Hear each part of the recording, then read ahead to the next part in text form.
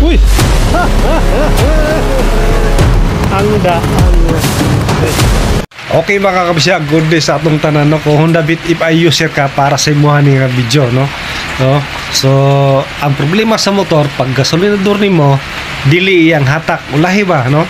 So ipakita na ko sa inyo, no? So inyo masabtan, tara ipakita na ko inyo isa-isa, tara. Mga kabisya, good day. Ang problema ni kabisya pag imong revolution dili, no? Dili yang hatak. Okay, itong i-try. Pero wala siya check engine. So, start. Mandar pun siya. Pero pag revolution mo, wala ko siya pulsa, no? No? Dili yang hatak.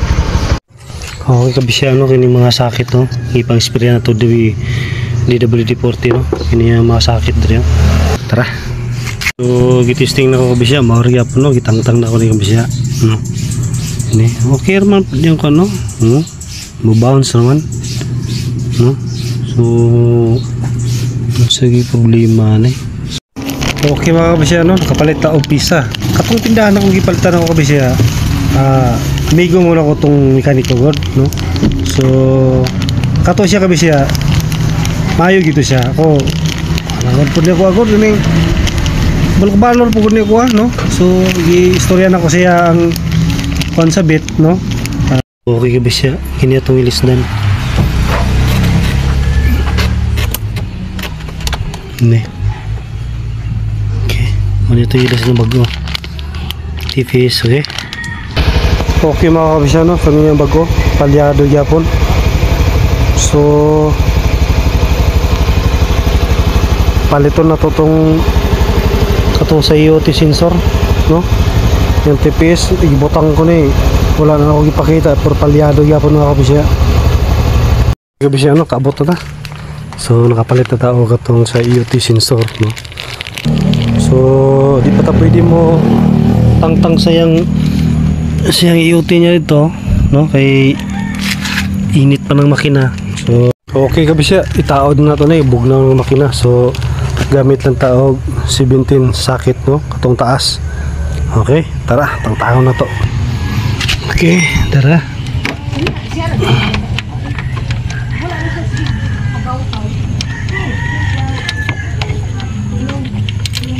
Tara mga kabisya, no, kini yung washer niya ito na ibalin ito sayang bago. Okay, din atong i-testingan. Okay, okay, tara. So wala siya pakapin nga washer, no. So ang washer sa daan kini ato ibalin dere, no. Okay ra nakasintestan mga kabisya, pwede ra nimo ibton natural gina mo tulo gina yang asiti pero dili yung muhabwa gid, no. Okay kabisya, ako ra ni gitao diyang ang ignition coil sa Honda Beat gina siya sa XR hinay siya. So ipakita na ko sa inyo kabisya ang kuryente sa ignition coil sa Honda Beat.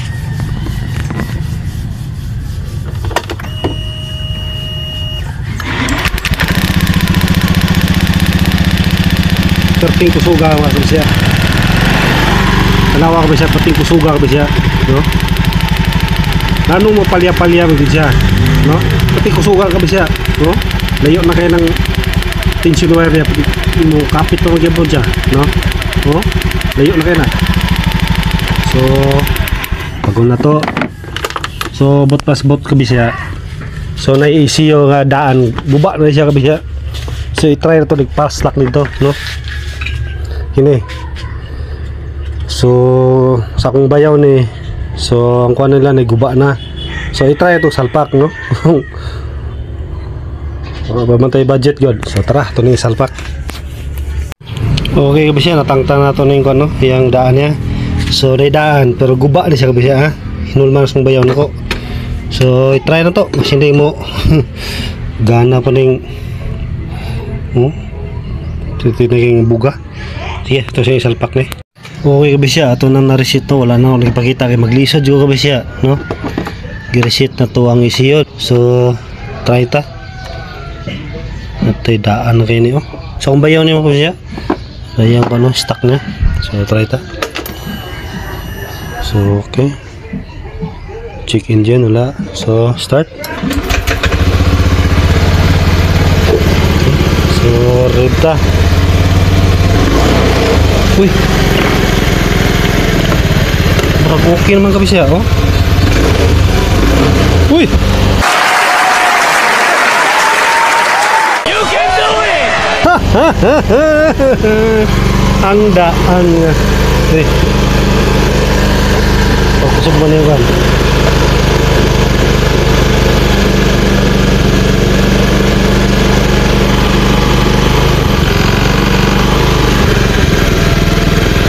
Okay.